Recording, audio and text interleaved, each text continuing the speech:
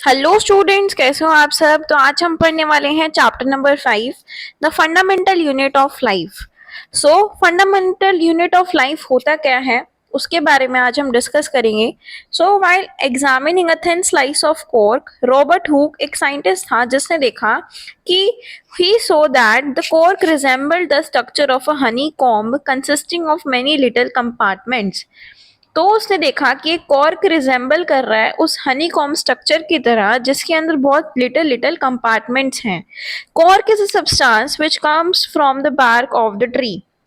Cork एक ऐसा substance होता है जो बार्क ऑफ ट्री से आता है। This was in the year 1665 में ये हुआ कि जब हुक ने इस चांस ऑब्जर्वेशन को डिस्कवर किया through a self designed microscope. Robert Hooke ने इन बॉक्सेस को कहा कि cell a is a Latin word for a little room. Cell Latin word है जिसका मतलब है little room. This may seem to be very small and insignificant incident, but it is very important in the history of science कि this was the very first time कि जो someone had observed that living things appear to consist of separate units। जो भी living creatures हैं, living things हैं, उसके अंदर कुछ consisted separate units रहती हैं। So the use of the word cell to describe these units is being used till this day in biology, and let us find out about cells। तो हम देखते हैं कि सेल्स होते क्या हैं basically. What are living organisms made up of. Living organisms किस चीज से बनते हैं, एक्टिविटी से समझते हैं। एक पीस लेना है आपको छोटा सा अनियन बल्ब का। With the help of pair of forceps से आपको उसको पील ऑफ कर देना है। And from the concave side उस लेयर को इमीडिएटली कहाँ पे पुट करना है, कंटेनिंग वाटर के अंदर उसको डाल देना है। And this will prevent the peel from getting folded और गेटिंग ड्राई। तो आपको उस पील के साथ करना क्या है, let us take a glass slide, उसके ऊपर वाटर की एक ड्रॉप रखनी है और स्मॉल पीस को उस पील के ऊपर उस पे स्लाइड पे रख देना है। मेक श्योर जो पील है वो परफेक्टली फ्लैट होनी चाहिए। Thin camel hair paintbrush might be necessary to help transfer the peel. Now we put a drop of saffronin solution on this piece followed by a cover slip। सेफ्रोनिन इसलिए डालते हैं क्योंकि जो colour होता है वो अच्छे से उसको डिफ्रेंशिएट कर देता है। ठीक है, take care to avoid air bubbles while putting the cover slip with the help of mounting needle। तो उसके ऊपर बबल्स नहीं आने चाहिए। ask your teacher for help। we have prepared a temporary mount of onion peel। we can observe the slide under low power followed by high parts of compound microscope के अंदर आप उसको लगा के देखोगे। तो ये क्या है, आपका माइक्रोस्कोप है जिसको हम कंपाउंड माइक्रोस्कोप कहते हैं। What do we observe as we look through the lens. हमने क्या ऑब्जर्व किया, can we draw the structures that we are able to see through the microscope on an observation sheet. तो क्या वो ऐसा दिखता है, सेल्स ऑफ अनियन पील ऐसे दिखते हैं, बीच में न्यूक्लियस होगा और सेल्स साइड में होंगे। सो we can try preparing temporary mounts of peels of onions of different sizes। what do we observe, हमने क्या ऑब्जर्व किया, do we see similar structures या different structures हम देखते हैं। तो ये structures होते क्या हैं, these structures look similar to each other, together they form a big structure। जैसे कि एक onion bulb बना। So we find from this activity that onion bulbs of different sizes उनके similar smaller structures होते हैं जो हम under the microscope देख सकते हैं। जो cells होते हैं onion peel के will all look the same regardless of the size of the onion they came from। So these small structures that we see are the basic building units of onion bulb। जो छोटे छोटे structures थे वो building units थी जिससे एक onion bulb बना। These structures are called cells। जो building blocks हैं उसको हम क्या कहेंगे, cells। Not only onions, लेकिन जो organisms हैं जो हम observe कर रहे हैं हमारे आसपास, वो सारे किससे बनते हैं, cell से बनते हैं। And there are also single cells that live on their own। The invention of magnifying lenses led to the discovery of microscopic world। तो ये हमें पता चला कि जो सिंगल सेल है वो कॉन्स्टिट्यूट करता है और होल ऑर्गेनिज्म को, जैसे कि अमीबा के अंदर होता है, ठीक है, क्लामिडोमोनास, पैरामीशियम, बैक्टीरिया, ये जो ऑर्गेनिजम्स हैं ये यूनिसेलुलर ऑर्गेनिजम्स हैं क्योंकि इसके अंदर सिंगल सेल प्रेजेंट होता है। ऑन द अदर हैंड कुछ ऐसे सेल्स होते हैं जो वो ग्रुपिंग करते हैं और एक सिंगल बॉडी को फॉर्म करते हैं और डिफरेंट डिफरेंट फंक्शंस को परफॉर्म कर सकते हैं डिफरेंट बॉडी पार्ट्स के अंदर, वो फॉर्म करते हैं multicellular organisms. As the name suggest, multi, multi means many, जैसे कि fungi, plants, animals. Can we find out names of some more unicellular organisms? Every multicellular organism has come from single cell. तो कोई भी जो बड़ी चीज होती है वो हमेशा छोटी चीज से ही बनती है। So how cells divide to produce cells of their own kind? तो ये जो सारे cells होते हैं ये प्री एग्जिस्टिंग सेल से ही बनते हैं। एक्टिविटी है, we can try preparing temporary mounds of leaf peels, tip of roots of onions and even peels of onions of different sizes. After performing the above activity, हमने answer किया, do all cells look like in terms of shape and size? क्या सब एक जैसे दिख रहे थे, सभी का स्ट्रक्चर सेम था, क्या सिमिलैरिटीज हमें दिखी? तो कुछ ऑर्गेनिजम्स थे जिसके पास सेल्स थे डिफरेंट काइंड्स के। तो हमारे पास एक फॉलोइंग पिक्चर है जो डिपिक्ट कर रही है कुछ सेल्स को जो हमारी ह्यूमन बॉडी के अंदर प्रेजेंट होते हैं। स्मूथ मसल सेल ये ऐसे दिखता है, ब्लड सेल्स ऐसे दिखते हैं, नर्व सेल्स कुछ ऐसे दिखता है, ovum, sperm, bone cell and fat cell, ये कुछ वेरियस सेल्स हैं जो हमारी ह्यूमन बॉडी के अंदर प्रेजेंट होते हैं। तो शेप और size related to the specific function they perform. तो शेप और साइज हमेशा उनके फंक्शन से रिलेटेड रहेगा, जैसे उनका फंक्शन होगा उसके हिसाब से ही उनकी शेप और साइज रहेगा। सम सेल्स लाइक अमीबा, इनकी चेंजिंग शेप्स रहती हैं, ये अपने आप को चेंज कर लेते हैं। इन सम केसेस जो शेल से शेप होती है या तो मोर होगी या लेस फिक्स्ड रहेगी, लेकिन पेक्यूलियर रहेगी for a particular type of cell. For example nerve cells के पास एक टिपिकल शेप रहती है। Each living cell has a capacity to perform certain basic functions that are characteristics of all living forms. सभी living cells के पास अपनी एक कैपेसिटी होती है कि वो कौन कौन से बेसिक फंक्शंस को परफॉर्म कर रहा है, वो उनकी कैरेक्टरिस्टिक्स बन जाती है। How does a living cell perform these basic functions? तो ये परफॉर्म कैसे करते हैं?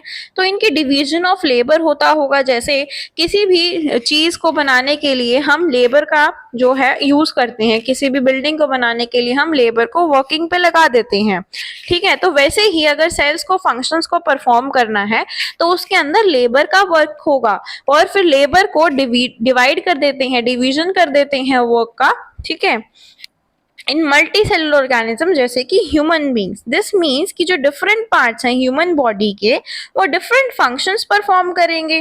तो ह्यूमन बॉडी के पास हार्ट होता है, वो क्या करता है, ब्लड को पंप करता है, स्टमक फूड को डाइजेस्ट करता है, ये सारी चीजें हम देखेंगे। ये हमें पता भी है कि सारे जो ऑर्गन्स हैं, जो भी चीजें हमारी बॉडी के अंदर प्रेजेंट होती हैं उनका एक स्पेसिफिक फंक्शन होता है।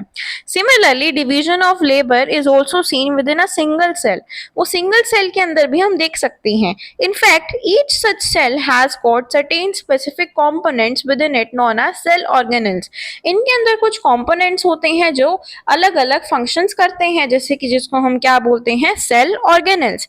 Each kind of cell organelles performs a special function, जैसे कि making new material in the cell, clearing up the waste material from the cell and so on. तो ये सारी चीजें कौन करते हैं, सेल ऑर्गेनल्स करते हैं। एक सेल एबल है लिव करने के लिए और परफॉर्म ऑल इट्स फंक्शंस क्योंकि ऑर्गेनल्स उसके अंदर प्रेजेंट होते हैं। तो ऑर्गेनल्स को अगर हम टुगेदर कॉन्स्टिट्यूट कर दें तो बेसिक यूनिट को वो फॉर्म करेंगे जो क्या है हमारे लिए, सेल है। So it is interesting that all cells are found to have the same organelles. सभी सेल्स के पास सेम टाइप के ऑर्गेनल्स प्रेजेंट होती हैं, no matter what their function is or what organism they are found in. कौन से organism के अंदर प्रेजेंट है, कौन सा फंक्शन उन्हें परफॉर्म करना है, ये मैटर नहीं करता। ऑर्गेनल सेम है और वो कॉन्स्टिट्यूट करके एक बेसिक सेल को फॉर्म करते हैं, ये हमें जानना जरूरी है। What is a cell made up of? अब हम जानते हैं कि सेल बनता किस चीज से है और स्ट्रक्चरल ऑर्गेनाइजेशन क्या है सेल की। वी सो अबाव दैट जो सेल है स्पेशल कंपोनेंट्स से मिलके बनता है जिसको हम ऑर्गेनल्स कहते हैं। तो ये सेल ऑर्गेनाइज्ड कैसे है? अब जैसे हमारी बॉडी एक ऑर्गेनाइज्ड वे में है कि जो हमारा फेस है वो सबसे ऊपर है, ठीक है। अब ये तो नहीं है कि जो फेस है वो हमारे फीट के जगह पे हो और फीट हमारे सबसे फेस की जगह पे हो, ऐसा तो नहीं है ना। जो पेट है, स्टमक है, वो स्टमक की जगह पे ही है। ये नहीं है कि वो किडनी की जाके रिवर्स पोजीशंस कर लेगा, वो नहीं, that is not a correct way. तो हमें एक ऑर्गेनाइज्ड वे में चीजों को रखना जरूरी है। If we study a cell under a microscope we would come across three features in almost every cell. सभी में एक थ्री जो टॉप मोस्ट फीचर्स होते हैं, that is plasma membrane, nucleus और साइटोप्लाज्म। तो ये जो एक्टिविटीज हैं इनसाइड द सेल और इंटरेक्शंस हो रही हैं एनवायरनमेंट के साथ, ये पॉसिबल है इन दीज फीचर्स की वजह से। अब इनको देखते हैं। सबसे पहले है प्लाज्मा मेम्ब्रेन और सेल मेम्ब्रेन। प्लाज्मा मेम्ब्रेन और सेल मेम्ब्रेन, मेम्ब्रेन से आप समझ सकते हो कि जो आउटर मोस्ट लेयर होगी सेल की, वो होगी क्या, प्लाज्मा मेम्ब्रेन, जो सेपरेट करती है कंटेंट्स को from its external environment. The plasma membrane allows or permits the entry and exit of some materials in and out of the cell. तो जो प्लाज्मा मेम्ब्रेन है, अब कोई भी चीज है, बॉल है, तो उसकी आउटर कवरिंग तो होती है ना। ये तो नहीं है कि जो भी चीज है उसको अंदर से बाहर से प्रोटेक्ट करने के लिए और बाहर को अंदर से प्रोटेक्ट करने के लिए एक कवरिंग बनाई जाती है, जिससे ना तो बाहर की चीज अंदर आ सकती है और ना अंदर की चीज बाहर जा सकती है। तो ये क्या करता है, एंट्री और एग्जिट को कंट्रोल करता है। It also prevents movement of some other materials. कुछ जो वे सामान है या जो अनवांटेड चीज है जो बाहर जा रही है उसको रोकता है। जो सेल मेम्ब्रेन है उसको हम सेलेक्टिवली परमिएबल मेम्ब्रेन बोलते हैं। क्यों? क्योंकि सेलेक्टिवली परमिएबल मेम्ब्रेन इसलिए बोलते हैं क्योंकि सिर्फ सेलेक्टेड सब्सटेंस को ही आउटसाइड भेजता है। How does the movement of substances takes place into the cell. अब मूवमेंट सब्सटेंसेस की कैसे होती है, ये substances move out of the cell कैसे जाते हैं। सम सब्सटेंसेस जैसे कि कार्बन डाइऑक्साइड, ऑक्सीजन है, वो सेल मेम्ब्रेन से मूव अक्रॉस कर लेता है बाय द प्रोसेस डिफ्यूजन। सो हमने डिफ्यूजन को अर्लियर चैप्टर्स में डिस्कस किया हुआ है, स्टडी किया हुआ है। We saw that there is a spontaneous movement होती है सब्सटेंस की एक रीजन से high concentration to a region where its concentration is low. So something similar to this happens in cells when, for example, जैसे एक substance है CO2 जो cellular waste और requires to be excreted out by the cell, वो accumulate हो जाएगा high concentration के अंदर inside the cell. So in the cell's external environment में concentration वो कम है as compared to that inside the cell. तो as soon as there is difference of concentration inside and outside of the cell, जो CO2 है वो बाहर की तरफ move out करने लगेगा from a region of high concentration to a region of low concentration. High concentration किधर थी? High concentration थी inside the cell. और अब कहाँ मूव कर रहा है वो? आउटसाइड द सेल, जहां पे कंसंट्रेशन लो है। And so similarly O2 enter करता है सेल के अंदर by the process of diffusion, जहां पे लेवल या concentration inside the cell decrease हो जाता है।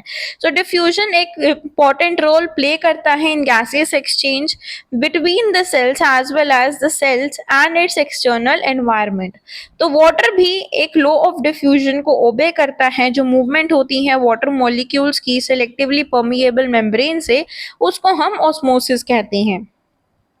अब ऑस्मोसिस क्या है कि जो मूवमेंट होती है वाटर की अक्रॉस द प्लाज्मा मेम्ब्रेन, वो भी अफेक्ट होती है by the amount of substance dissolved in water. तो ऑस्मोसिस क्या है? नेट डिफ्यूजन है वाटर का across the selectively permeable membrane towards a high solute concentration. तो व्हाट विल हैपन कि अगर हम पुट कर दें एनिमल सेल को या प्लांट सेल को इनटू सोल्यूशन ऑफ शुगर और सॉल्ट इन वाटर, तो इसमें से थ्री थिंग्स कुड हैपन। अगर मीडियम सराउंडिंग की हायर वाटर कंसंट्रेशन है देन दी सेल, तो मीनिंग कि जो आउटसाइड सॉल्यूशन है वो बहुत डाइल्यूट है और सेल बहुत ज्यादा कंसंट्रेटेड है, तो cell will gain water by osmosis. तो इस सॉल्यूशन को हम क्या बोलेंगे? Hypotonic solution. Water molecules are free to pass across the cell membrane in both directions, लेकिन more water will come into the cell than will leave. तो net result क्या होगा कि वाटर सेल के अंदर चला जाएगा और सेल स्वेल अप हो जाएगा। बिल्कुल जैसे सेल ऐसे था, बाद में इसके अंदर पानी फिलअप हो गया तो सेल ऐसे बन गया। If the medium has exactly the same water concentration as the cell, so there will be no net movement of water across the cell membrane. तो इस solution को हम क्या कहेंगे? Isotonic solution. Means कि cell ऐसे था, बाद में नेट मूवमेंट के बाद भी वो सेम एज इट इज रहा, तो इस सॉल्यूशन को आइसोटोनिक सॉल्यूशन कहेंगे। अगर थर्ड केस में देखें, अगर लोअर कंसंट्रेशन है वाटर की देन द सेल, मींस कि वो बहुत ज्यादा कंसंट्रेटेड सॉल्यूशन है, तो सेल अपना पानी बाहर निकालेगा, लूज वाटर बाय ऑस्मोसिस। इस सॉल्यूशन को हम हाइपरटोनिक सॉल्यूशन कहेंगे। मींस कि सॉल्यूशन ऐसे हो गया है सेल और बाद में ऐसे दिखने लगा है, सो इस सॉल्यूशन को हम हाइपरटोनिक कहेंगे कि water crosses the cell membrane both directions में, और फिर वो क्या हो जाएगा? श्रिंक हो जाएगा। सो ऑस्मोसिस एक स्पेशल केस है डिफ्यूजन का through a selectively permeable membrane. इसको फॉलोइंग एक्टिविटी से समझते हैं। आपको क्या करना है? Remove the shell off an egg by dissolving it in dilute hydrochloric acid. जो शेल है वो मोस्टली कैल्शियम कार्बोनेट से बनता है और thin outer skin now encloses the egg. उस एग को प्योर वाटर के अंदर रखना है और ऑब्जर्व करना है कि जो एग है वो स्वेल करने लगेगा, वाटर उसके अंदर चला जाएगा। Place a similar D-shelled egg in a concentrated salt solution में आपने रखा, उसको ऑब्जर्व किया, जो एग है वो श्रिंक कर रहा है। वाई? क्यों? जो वाटर है वो बाहर आ गया है। We can also try a similar activity with dried raisin और एप्रीकोट्स। आपको ड्राइड रेजिन्स को पाम वाटर के अंदर या प्लेन वाटर के अंदर रख देना है and leave them for some time, then place them into a concentrated solution of sugar और सोल्ट। आप ऑब्जर्व करोगे कि उन्होंने वाटर को गेन कर लिया, वो स्वेल अप हो गए हैं, and how ever when placed in the concentrated solution तो वो श्रिंक हो जाएंगे। यूनिसेल्युलर फ्रेश वाटर ऑर्गेनिजम्स जो होते हैं, मोस्ट प्लांट सेल्स, वो वाटर को गेन कर लेते हैं थ्रू ऑस्मोसिस। एब्जॉर्प्शन हो जाता है वाटर का by plant roots is also an example of osmosis. और डिफ्यूजन इंपॉर्टेंट है, एक्सचेंज ऑफ गैसेज और water in the life of cell. So, in addition to this, cell also obtains nutrition from its environment. तो different molecules move अंदर करते हैं, move बाहर करते हैं through a type of transport requiring use of energy. तो plasma membrane flexible है और ऑर्गेनिक मॉलिक्यूल से बनती है, लिपिड्स, प्रोटीन। सो हम ऑब्जर्व कर सकते हैं इनका स्ट्रक्चर जो होगा थ्रू द इलेक्ट्रॉन माइक्रोस्कोप। तो फ्लेक्सिबिलिटी सेल मेम्ब्रेन की also enables the cell to engulf the food and other material from its external environment. तो ये प्रोसेस को हम क्या बोलते हैं? एंडोसाइटोसिस, जो हम अमीबा के अंदर देख सकते हैं। ठीक है, अब है हमारे पास cell wall. Plant cells in addition to the plasma membrane, ये प्लांट सेल्स के पास होती हैं, जैसे एनिमल सेल है उसके पास प्लाज्मा मेम्ब्रेन की कवरिंग है, लेकिन प्लांट सेल्स के पास एक और कवरिंग होती है जिसको हम सेल वॉल कहते हैं। ये रिजिड आउटर कवरिंग होती है जिसको सेल वॉल कहा है। And cell wall lies outside the plasma membrane and cell wall is mainly composed of cellulose. Cellulose एक कॉम्प्लेक्स सब्सटेंस है जो एक स्ट्रक्चरल स्ट्रेंथ प्रोवाइड करता है। जब भी लिविंग प्लांट सेल वाटर को लूज करेगा थ्रू द ऑस्मोसिस प्रोसेस, तो यहाँ पे श्रिंकेज या कॉन्ट्रैक्शन होगी। सो इस फिनोमिना को हम प्लाज्मोलिसिस कहेंगे। इसको समझते हैं एक्टिविटी से। रिहो लीफ की आपको पील करनी है, माउंट करना है उसको, और माइक्रोस्कोप के अंदर देखना है तो स्मॉल ग्रीन ग्रैनुल्स आपको दिखेंगे जो कि हैं क्लोरोप्लास्ट। ये ग्रीन कलर का सब्सटेंस इसके अंदर होता है जो कि ग्रीन कलर प्रोवाइड करता है, क्लोरोफिल। ठीक है, तो आप क्या देखोगे इसके अंदर कि what do we infer from this activity? Appears कि it appears that only living cells and not dead cells are all able to absorb water by osmosis. Cell wall permit करते हैं सेल को plants, fungi और bacteria to withstand a very dilute external media without bursting. तो इस media में क्या होगा? जो सेल्स हैं वो टेक अप कर लेते हैं वाटर को बाय ऑस्मोसिस, और जब सेल स्वेल अप करेगा वो एक प्रेशर को क्रिएट करेगा against the cell wall and the wall exerts an equal pressure against the swollen cell. तो बिकॉज ऑफ देयर वॉल्स ये जो सारी सेल्स हैं वो विदस्टैंड करेंगे ग्रेटर चेंजेस के अंदर जो इन द सराउंडिंग मीडियम में होगा देन द एनिमल सेल्स। तो ये हमने अभी पढ़ा सेल वॉल के बारे में। अब हमारा टॉपिक है न्यूक्लियस, ये हम नेक्स्ट वीडियो में कवर करेंगे। So till then stay tuned for the next video. और अगर आपको वीडियो अच्छी लगी हो तो लाइक करें, शेयर करें और सब्सक्राइब करें चैनल को। Thank you so much.